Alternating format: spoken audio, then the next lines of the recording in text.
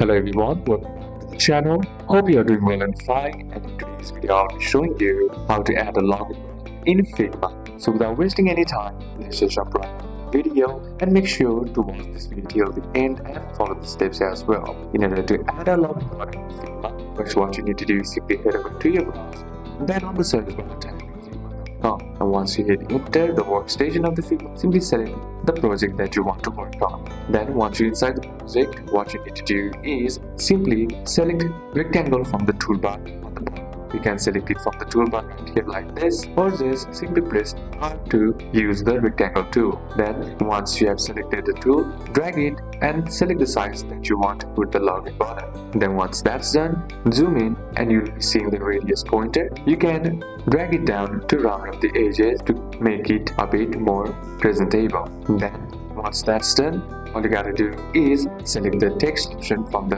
toolbar or simply press T, and that will let you to add text. Now all you gotta do is type in login, and once that's done, simply select it outside, then drag the login or the text in the middle by keeping it in the center. And once that's done, all you gotta do is select it all and then group it together, and hence you have created or added a login button. So these are a couple of steps that you can apply, and that's it for today's video.